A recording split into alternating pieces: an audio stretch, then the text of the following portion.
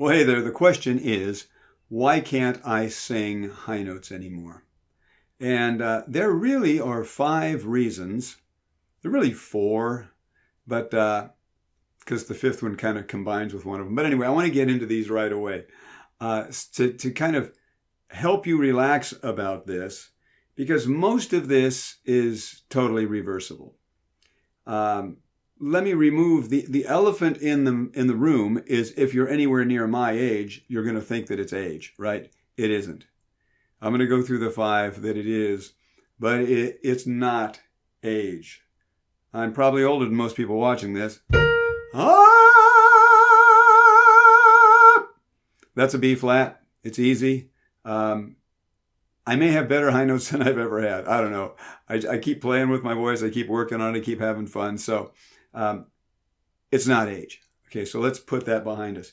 But let's get into the 5 things that it could be and give you some solutions and some hope, because it is no fun to have something like high notes as a singer and then have them start giving you problems. I mean, that's not good, right? We don't want that.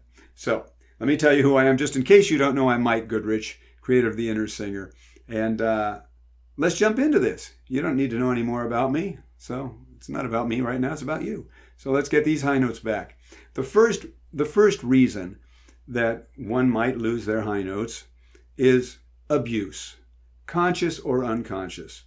So when I say abuse, I'm not pointing the finger at anybody, right?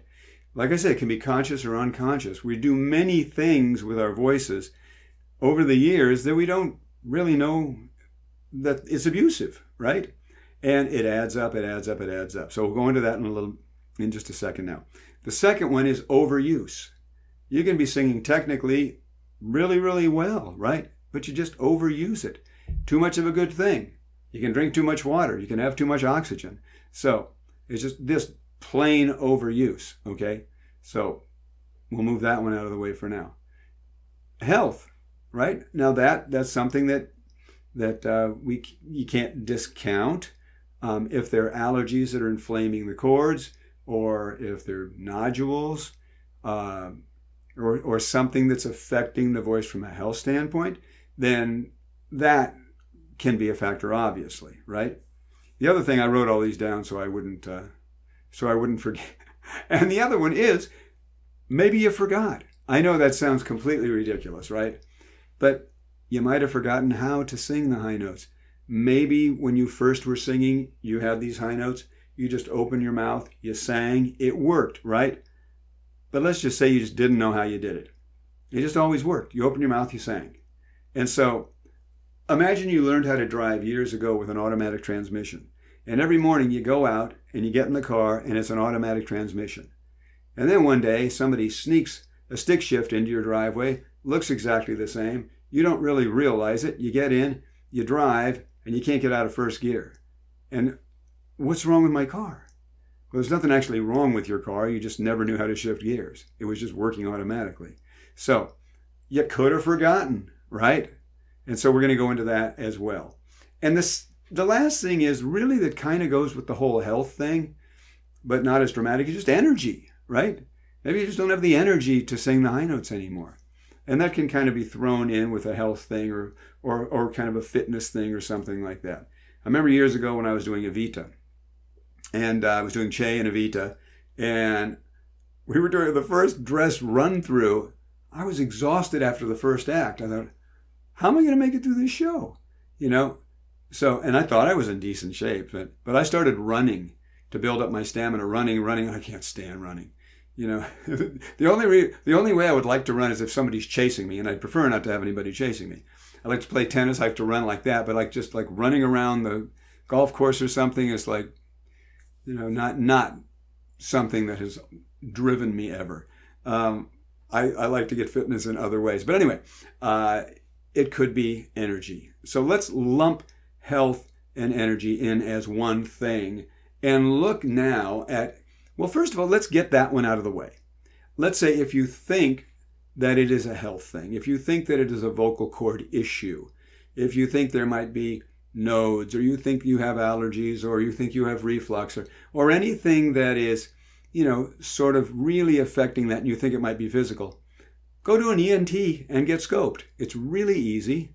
They'll look at your vocal cords and they'll either say, you got a little this, you got a little reflux, you got a little allergy, you got a little this, whatever. Your cords are a little puffy, so they're a little thicker, and it's hard to stretch them and get them thin enough to get the high notes. Usually very easy remedy to take care of. So ease your mind on that account, and that's good for a vocal coach to know anyway. So if you think it might be a health-related thing, get your cords scoped. Like I say, I've done it a million times. It's really, really, really easy. It's basically non-invasive. And that'll ease your mind. And then a vocal coach will know how to handle you better. And you'll know, how to handle yourself. And you'll know that, whatever you got that's making you have trouble with the high notes now is probably fixable. Okay, so let's get on to number one. Number one is abuse, conscious or unconscious. Over time, if you used to have high notes, and maybe you could have done musical theater, and you could have developed bad habits. You could have been a record person, a recording artist. You could have developed bad habits in the studio. You could have been performing live a lot in a band, in a rock band, singer-songwriter stuff, no matter what it is. And maybe let's combine the first two, actually. And let's say overuse. So let's say you used to sing really, really well, but you started developing some bad habits along the way, and you overused it a little bit, and you get kind of fatigued or develop a little swelling in the cords because of overuse, even if you're singing well. And then because you develop some swelling in the cords or some puffiness in the cords and they're harder to handle, right? And you start developing bad habits to try and work around this condition that has been created from overuse. Now you're working around it, right? Now you're bringing in muscles you never needed before, never used before.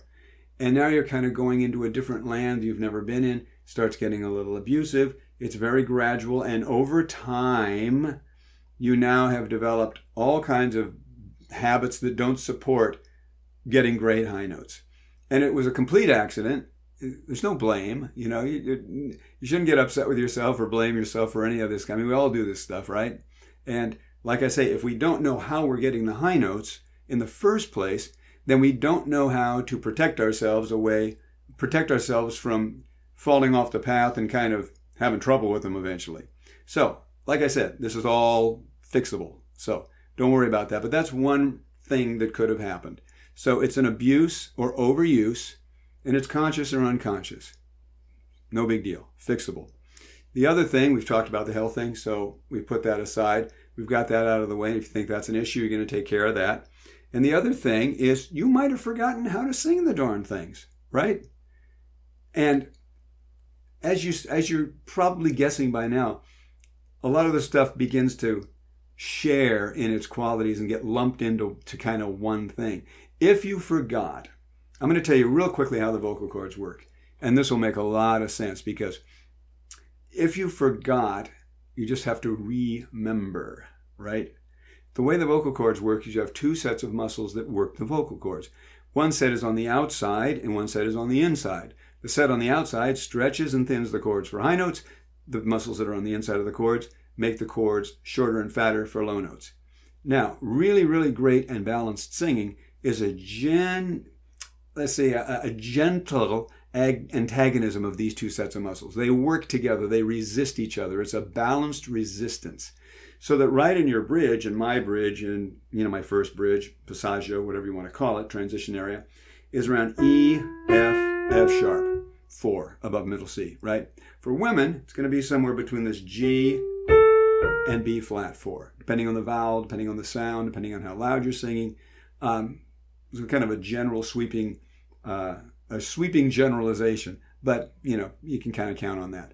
So if you forgot how to do this, what was probably happening initially is you had a real good balance between those muscles that stretch and thin the cords for high notes and the ones that make them shorter and fatter for low notes. Now, the ones that stretch and thin the cords for high notes, they're called the cracothyroid muscle. We're going to call them the CT.